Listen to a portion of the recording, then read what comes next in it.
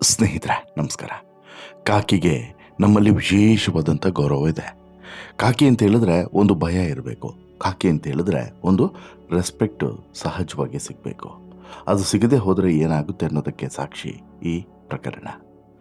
ಇಲ್ಲಿ ಆತ ಇಡೀ ರಾಜ್ಯದ ಪೊಲೀಸ್ ಇಲಾಖೆಯಲ್ಲಿ ಅತ್ಯುನ್ನತ ಹುದ್ದೆಯಲ್ಲಿ ಇದ್ದಂಥ ವ್ಯಕ್ತಿ.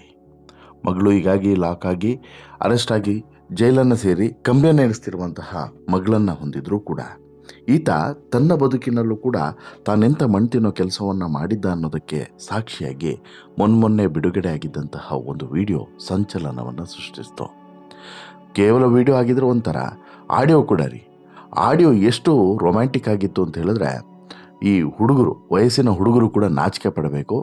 ಅದಕ್ಕಿಂತಲೂ ಕೂಡ ರೊಮ್ಯಾಂಟಿಕ್ ಆಗಿ ಮಾತನಾಡಿದಂತಹ ಆಡಿಯೋ ಭಾರಿ ವೈರಲ್ ಆಗಿತ್ತು. ನಾನು ಯಾರ ಬಗ್ಗೆ ಮಾತನಾಡ್ತಿದ್ದೀನಿ ಅಂತ ಹೇಳ್ಬಿಟ್ಟು ಬಹುಶಃ ನಿಮಗೆ ಗೊತ್ತಾಗಿರ್ಬೋದು. ಈಗಾಗಲೇ ರಾಸಲೀಲೆಯ ರಾಜ IPS ಅಧಿಕಾರಿ ಡಾಕ್ಟರ್ ರಾಮಚಂದ್ರ ರಾವ್ ಇವತ್ತನ ಬಗ್ಗೆನೇ ನಾನು ಮಾತನಾಡ್ತಿರೋದು.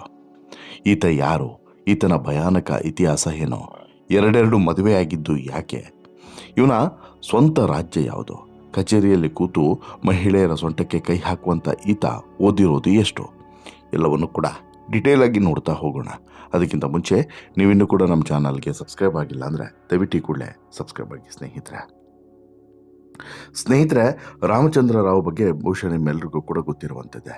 ರಾಮಚಂದ್ರ ರಾವ್ ಯಾರು ಏನು ಅನ್ನೋದು ಇನ್ನೂ ಕೂಡ ಗೊತ್ತಿಲ್ಲದೆ ಇದ್ರೂ ಕೂಡ ಇಂಥದ್ದೊಂದು ವಿಡಿಯೋ ವೈರಲ್ ಆಗಿತ್ತು ಮೊನ್ನೆ. ಅದು ಕೂಡ ಕಚೇರಿಯಲ್ಲೇ, ಪೊಲೀಸ್ ಕಚೇರಿಯಲ್ಲೇ ಕೂತ್ಕೊಂಡು, ಚೇರ್ ಮೇಲೆ ಕೂತ್ಕೊಂಡು ಒಂದು ಮಹಿಳೆಯ ಜೊತೆಗೆ ನಿರಂತರವಾಗಿ ಆತ ಅಸಭ್ಯವಾಗಿ ವರ್ತನೆಯನ್ನು ಮಾಡುವಂಥದ್ದು. ಅಂದರೆ ಬೆಡ್ರೂಮ್ನಲ್ಲಿ ಕೂಡ ಮಾಡದಂಥ ವರ್ತನೆಗಳನ್ನು, ಕೆಲಸಗಳನ್ನು ಈತ ಈ ಕಚೇರಿಯಲ್ಲಿ, ಪವಿತ್ರವಾದಂತಹ ಕಚೇರಿಯಲ್ಲಿ ಕೂತ್ಕೊಂಡು ಮಾಡ್ತಾ ಇದ್ದ ಅನ್ನುವಂಥದ್ದು ಈ ವಿಡಿಯೋವನ್ನು ನೋಡಿದಂಥ ಪ್ರತಿಯೊಬ್ಬರಿಗೂ ಕೂಡ ಗೊತ್ತಾಗುತ್ತೆ. ಕೇವಲ ಅಷ್ಟೇ ಅಲ್ಲ ರೀ, ಈತ ಮಣ್ತಿನೋ ಕೆಲಸದ ಮುಂದುವರೆದ ಭಾಗ ಏನು ಅಂತ ಹೇಳಿದ್ರೆ ಆಡಿಯೋ ಕೂಡ ವೈರಲ್ ಆಗಿತ್ತು. ಈ ಆಡಿಯೋದಲ್ಲಿ ಈತ ಮಾತನಾಡಿರುವಂಥ ಮಾತುಗಳನ್ನು ಕೇಳಿದರೆ ಬಹುಶಃ ಎಂಥವರಿಗಾದರೂ ಕೂಡ ಮೈ ಪುಳಕಿತವಾಗಬೇಕು. ಅಂದರೆ ಅಷ್ಟು ರೊಮ್ಯಾಂಟಿಕ್ ಆಗಿತ್ತು ಈ ಮಾತುಗಳು. ಕೇವಲ ರೊಮ್ಯಾಂಟಿಕ್ ಅಲ್ಲ, ಆ ಆಡಿಯೋದಲ್ಲಿರುವಂತಹ ಒಂದೊಂದು ಸಂಗತಿಗಳು ಕೂಡ ಈ ಬಡ್ಡೆ ಹುಡುಗರು ಅಥವಾ ನವ ವಿವಾಹಿತರಿದ್ದಾರಲ್ಲ, ಅವರು ಕೂಡ ನಾಚೋದಕ್ಕಿಂತ ತುಂಬ ಕೀಳು ಮಟ್ಟದಲ್ಲಿತ್ತು. ಹಾಗಾದರೆ ಈ ಆಡಿಯೋದಲ್ಲಿರೋದು ರಾಮಚಂದ್ರ ರಾವೇನಾ? ಈ ವಿಡಿಯೋದಲ್ಲಿರೋದು ರಾಮಚಂದ್ರ ರಾವೇನಾ? ಇದ್ರ ಬಗ್ಗೆ ತನಿಖೆ ನಡಿಬೇಕು. ಇದ್ರ ಬಗ್ಗೆ ಏನೆಲ್ಲ ಆಗಿದೆ ಅನ್ನೋದನ್ನು ತಿಳಿಪಡಿಸಬೇಕು ಅನ್ನೋಂಥ ಕಾರಣಕ್ಕೋಸ್ಕರ ವಿಶೇಷ ತನಿಖಾ ತಂಡವನ್ನು ಕೂಡ ಸರ್ಕಾರ ಈಗಾಗಲೇ ರಚನೆ ಮಾಡಿದೆ. ಈ ನಡುವೆ ಕಡ್ಡಾಯ ರಜೆಗೂ ಕೂಡ ರಾಮಚಂದ್ರ ರಾವನ್ನು ಕಳಿಸಲಾಗಿದೆ, ಸಸ್ಪೆಂಡ್ ಕೂಡ ಮಾಡಲಾಗಿದೆ. ಹಾಗಾದರೆ ಈ ರಾಮಚಂದ್ರ ರಾವ್ ಯಾರು? ಡಾಕ್ಟರ್ ರಾಮಚಂದ್ರ ರಾವ್ ಅವರ ಮಗಳು ಯಾರು? ಇವರ ಈ ಭಯಾನಕ ಹಿನ್ನೆಲೆ ಎಷ್ಟು ಭಯಂಕರವಾಗಿದೆ, ಒಂದೊಂದಾಗಿ ನೋಡ್ತಾ ಹೋಗೋಣ ಬನ್ನಿ. ಈ ರಾಮಚಂದ್ರ ರಾವ್ ಕರ್ನಾಟಕದವರು ಅಲ್ವೇ ಅಲ್ಲ, ಆಂಧ್ರ ಪ್ರದೇಶದ ಗುಂಟೂರು ಮೂಲದವರು. 1966 ಮೇ 7 ಜನಿಸಿದಂತಹ ಈ ರಾಮಚಂದ್ರ ರಾವ್ಗೆ ಈಗ 59 ವರ್ಷ. ಎಷ್ಟು? 59 ವರ್ಷ ಅಂದರೆ ಹಣ್ಣು ಮುದುಕ. 60ಕ್ಕೆ 1 ವರ್ಷ ಬಾಕಿ. ಮೇ ಬಂದಿದ್ರೆ ರಾಮಚಂದ್ರ ರಾವ್ಗೆ ನಿವೃತ್ತಿ ಕೂಡ ಆಗ್ತಿತ್ತು. ಇನ್ನೇನು ಹೆಚ್ಚು ಟೈಮ್ ಇಲ್ಲ, 4 ತಿಂಗಳು. ಮೇ ಬಂದಿದ್ರೆ ರಿಟೈರ್ಮೆಂಟ್ ರಾಮಚಂದ್ರ ರಾವ್ಗೆ. ಈ ರಿಟೈರ್ಮೆಂಟಿನ ಹೊತ್ತಿನಲ್ಲಿ ಈತ ಮಾಡಿಕೊಂಡಂಥ ಕೆಲಸ ನೋಡಿ ಎಂಥದ್ದು ಅಂತೇಳಿ. ಈ ಹೊತ್ತಿನಲ್ಲಿ, ಈ ಇಳಿ ವಯಸ್ಸಿನಲ್ಲಿ ಮಾನ ಹರಾಜು ಆಗುವಂತಹ ಕೆಲಸವನ್ನು ಈತ ಮಾಡಿಕೊಂಡು ಈಗ ತಲೆ ತಗ್ಗಿಸಿ ಕೂರುವಂಥ ಪರಿಸ್ಥಿತಿ ನಿರ್ಮಾಣ ಆಗಿದೆ. ಇನ್ನು ಈ ಮನುಷ್ಯ ಏನು ಕಡಿಮೆ ಓದಿಲ್ಲ, ಉನ್ನತ ಮಟ್ಟದ ಶಿಕ್ಷಣವನ್ನೇ ಪಡೆದಿರುವಂಥದ್ದು. MSc ಜೊತೆಗೆ PhD ಕೂಡ ಮಾಡಿಕೊಂಡಿದ್ದಾರೆ. ಈ ಕಾರಣಕ್ಕೇ ಡಾಕ್ಟರ್ ಕೆ ರಾಮಚಂದ್ರ ರಾವ್ ಅನ್ನುವಂಥದ್ದು ಈ ಬಿರುದು.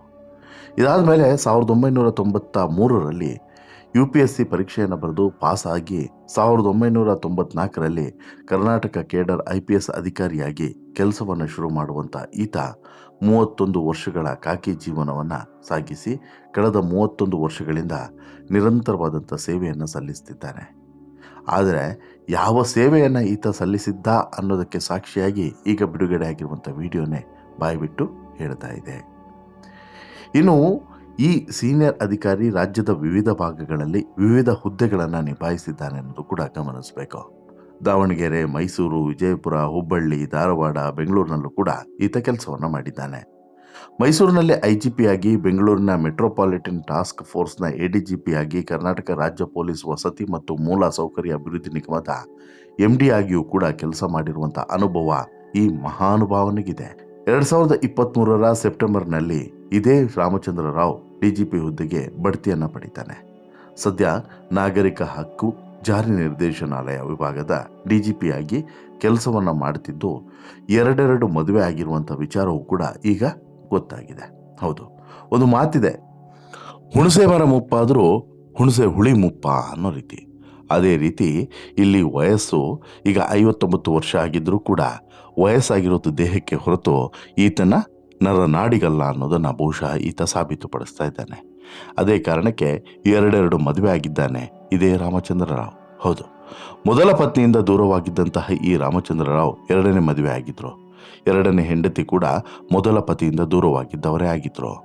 ಆಕೆಗೆ ಮೊದಲ ಪತಿಯಿಂದ ಜನಿಸಿದಂಥ ಓರ್ವ ಮಗಳಿದ್ರು. ಆಕೆಯೇ ಹರ್ಷವರ್ಧಿನಿ ರಣ್ಯ ರಾಮಚಂದ್ರ ರಾವ್. ಹೌದು, ರಣ್ಯ ತಾಯಿಯನ್ನು ಮದುವೆಯಾದ ಬಳಿಕ ಆಕೆ ಹೆಸರಿಗೆ ರಾವ್ ಸೇರ್ಪಡೆ ಆಯಿತು. ರಣ್ಯ ರಾವ್ ಸ್ಯಾಂಡಲ್ವುಡ್ನಲ್ಲಿ ಗುರುತಿಸಿಕೊಂಡಿದ್ದು, ಪಟಾಕಿ, ಮಾಣಿಕ್ಯ ಸಿನಿಮಾಗಳಲ್ಲಿ ನಟಿಸಿದ್ದು, ಜೈಲಿನಲ್ಲಿ ಈಗ ಇದೇ ಸಾಕು ಮಗಳು ರಣ್ಯ ರಾವ್ ಕಳೆದ ವರ್ಷ ಮಾರ್ಚ್ನಲ್ಲಿ ಅರೆಸ್ಟ್ ಆಗಿ ಜೈಲಲ್ಲಿ ವಾಸವಾಗುವಂಥ ಪರಿಸ್ಥಿತಿ ನಿರ್ಮಾಣ ಆಗಿದೆ. ಹೌದು, ಕಳೆದ ಮಾರ್ಚ್ನಲ್ಲಿ ರಣ್ಯನನ್ನು ಏರ್ಪೋರ್ಟ್ನಲ್ಲಿ ವಶಕ್ಕೆ ಪಡೆದ್ರು. ದುಬೈನಿಂದ ಅಕ್ರಮವಾಗಿ ಚಿನ್ನ ಸಾಗಿಸ್ತಿದ್ದಂಥ ಕೇಸ್ನಲ್ಲಿ ಅರೆಸ್ಟ್ ಮಾಡಿದ್ರು. ಇದಾದ ಬಳಿಕ ರಾಮಚಂದ್ರ ರಾವನ್ನು ಕೂಡ ಇಲ್ಲಿ ಎಂಕ್ವೈರಿ ಮಾಡಿದರು. ನಿರಂತರವಾದಂಥ ಎಂಕ್ವೈರಿಯ ಪರಿಣಾಮ ಅವತ್ತೇ ರಾಮಚಂದ್ರ ರಾವ್ ಅಧಿಕಾರವನ್ನು ಬಿಡಬೇಕಾದಂಥ ಪರಿಸ್ಥಿತಿ ಬರುತ್ತೆ ಅಂತ ಹೇಳಿಬಿಟ್ಟು ಎಲ್ಲರೂ ಕೂಡ ಊಹಿಸಿದ್ರು. ಬಟ್ ಹಾಗಾಗಲಿಲ್ಲ. ಬಟ್ ಇವತ್ತಿಗೆ ಇದೇ ರಣ್ಯ ರಾವ್ ಇದೇ ಕೇಸ್ನಲ್ಲಿ ವಿಚಾರಣೆಯನ್ನು ಎದುರಿಸ್ತಿದ್ದಾರೆ. ಈಗಾಗಲೇ ಪರಪ್ಪನ ಅಗ್ರಹಾರದಲ್ಲಿ ಮುದ್ದೆ ಮುರಿತಾ ಇದ್ದಾರೆ. ಈ ನಡುವೆ ಮನೆ ಮೇಲೂ ಕೂಡ ದಾಳಿ ನಡೆದಿತ್ತು. ಆಗ ಅಧಿಕಾರಿಗಳು 2 ಕೋಟಿಗೂ ಹೆಚ್ಚು ಮೌಲ್ಯದ ಚಿನ್ನ ಹಾಗೂ 2,67,00,000 ಮೌಲ್ಯದ ದುಡ್ಡನ್ನು ಕೂಡ ವಶಕ್ಕೆ ಪಡೆದಿದ್ರು. ಅದರ ತನಿಖೆಯಲ್ಲಿ ರಣ್ಯ ರಾವ್ ಒಟ್ಟಾರೆಯಾಗಿ 127 kgಯಷ್ಟು ಚಿನ್ನವನ್ನು ಕಳ್ಳ ಸಾಗಣೆ ಮಾಡಿದ್ದು ಕೂಡ ಗೊತ್ತಾಗಿತ್ತು. ಹೀಗಾಗಿ 102 ಕೋಟಿ ರೂಪಾಯಿಯಷ್ಟು ದಂಡ ಕೂಡ ವಿಧಿಸಲಾಗಿದೆ. ಸದ್ಯ 1 ವರ್ಷ ಜೈಲು ಶಿಕ್ಷೆ ಆಗಿದ್ದು ರಣ್ಯರಾವ್ ಬೆಂಗಳೂರಿನ ಪರಪ್ಪನ ಅಗ್ರಹಾರ ಜೈಲಿನಲ್ಲಿ ಕಾಲ ಕಳೀತಾ ಇದ್ದಾರೆ. ಇನ್ನು ರಣ್ಯಗೆ, ಸಾಕು ಮಗಳು ರಣ್ಯಗೆ ರಾಮಚಂದ್ರ ರಾವ್ ಸಹಾಯ ಮಾಡಲು ಯತ್ನಿಸಿದ್ರು ಅನ್ನುವಂಥ ಆರೋಪ ಕೂಡ ಕೇಳಿ ಬಂದಿತ್ತು. ಆಗಲೂ ಕೂಡ ರಾಮಚಂದ್ರ ರಾವ್ ಅವರನ್ನು ಕಡ್ಡಾಯ ರಜೆಯ ಮೇಲೆ ಕಳಿಸಲಾಗಿತ್ತು. ಕಳೆದ ಆಗಸ್ಟ್ನಲ್ಲಷ್ಟೇ ಮತ್ತೆ ಡ್ಯೂಟಿಗೆ ಜಾಯಿನ್ ಆಗಿದ್ದಂಥ ರಾಮಚಂದ್ರ ರಾವ್ ಈಗ ಮತ್ತೆ ಕಚೇರಿಯಲ್ಲಿಯೇ ಮಹಿಳೆಯರ ಜೊತೆಗೆ ಚಕ್ಕಂದವನ್ನು ಆಡುವಂಥ ವಿಡಿಯೋ ವೈರಲ್ ಆಗಿದೆ. ಸರ್ಕಾರ ಈಗಾಗಲೇ ಅಮಾನತು ಮಾಡಿದೆ. ಸದ್ಯ ವಿಶೇಷ ತನಿಖಾ ತಂಡವನ್ನು ಕೂಡ ಮಾಡಿ ವಿಚಾರಣೆಯನ್ನು ನಡೆಸಬೇಕು ಅಂತ ಹೇಳ್ಬಿಟ್ಟು ಈಗಾಗಲೇ ಸೂಚನೆಯನ್ನು ಕೊಡಲಾಗಿದೆ. ಇನ್ನು ರಾಮಚಂದ್ರನ ಕರ್ಮಕಾಂಡಗಳು ಒಂದೆರಡಲ್ಲ ರೀ. 2014 ವೇಳೆಗೆ ರಾಮಚಂದ್ರ ಮೈಸೂರಿನ ದಕ್ಷಿಣ ವಲಯದ IGP ಆಗಿದ್ರು. ಆಗ ಇಲವಾಲ ಅನ್ನುವಂತಹ ಭಾಗದಲ್ಲಿ ಒಂದು ದರೋಡೆ ನಡೆದಿತ್ತು. 2 ಕೋಟಿ ರೂಪಾಯಿಗೂ ಹೆಚ್ಚಿನ ಹಣ ದರೋಡೆಯಾಗಿತ್ತು. ಪ್ರಕರಣವನ್ನು ಭೇದಿಸಿ ದರೋಡೆಕೋರರನ್ನು ಅರೆಸ್ಟ್ ಮಾಡಿ ದುಡ್ಡು ರಿಕವರಿ ಮಾಡಲಾಗಿತ್ತು. ಆದರೆ ಆ ದುಡ್ಡನ್ನು ರಾಮಚಂದ್ರ ರಾವ್ ದುರ್ಬಳಕೆ ಮಾಡಿಕೊಂಡಿದ್ದಾರೆ ಅನ್ನುವಂಥ ಆರೋಪ ಕೇಳಿ ಬಂದಿತ್ತು. ಈ ಪ್ರಕರಣದ ಬೆನ್ನಲ್ಲೇ ರಾಮಚಂದ್ರ ರಾವ್ ಅವರನ್ನು ವರ್ಗಾವಣೆ ಕೂಡ ಮಾಡಲಾಗಿತ್ತು.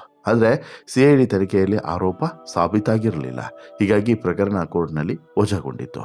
ಇನ್ನು 2017ರಲ್ಲಿ ಭೀಮಾ ತೀರದ ಹಂತಕರಾದಂತಹ ಧರ್ಮರಾಜ್ ಚಡಚಣ ಎನ್ಕೌಂಟರ್ ನಡೆದಿತ್ತು. ಈ ಸಂಶಯಾಸ್ಪದ ಎನ್ಕೌಂಟರ್ನಲ್ಲೂ ಕೂಡ ರಾಮಚಂದ್ರ ರಾವ್ ಹೆಸರು ಕೇಳಿ ಬಂದಿತ್ತು. ಅಲ್ಲದೆ ಗಂಗಾಧರ ಚಡಚಣ ಕೊಲೆ ಕೇಸ್ನಲ್ಲೂ ಕೂಡ ಇದೇ ರಾಮಚಂದ್ರ ರಾವ್ ಇದ್ದಾನೆ ಎನ್ನುವಂತಹ ಮಾತುಗಳು ಕೂಡ ಕೇಳಿ ಬಂದಿತ್ತು. ಆದರೆ CID ತನಿಖೆಯಲ್ಲಿ ರಾಮಚಂದ್ರ ರಾವ್ ಪಾತ್ರ ಇಲ್ಲ ಅನ್ನೋದು ಮಾತ್ರ ಪ್ರೂವ್ ಆಗಿತ್ತು. ಇನ್ನು ನಿವೃತ್ತಿಯ ನಂತರ ಏನೂ ಸಿಗೋದಿಲ್ಲ. ರಾಮಚಂದ್ರ ರಾವ್ ಇದಾದ ಮೇಲೆ ಮೇ ತಿಂಗಳಿನಲ್ಲಿ ನಿವೃತ್ತಿ ಹೊಂದಲಿದ್ದಾರೆ.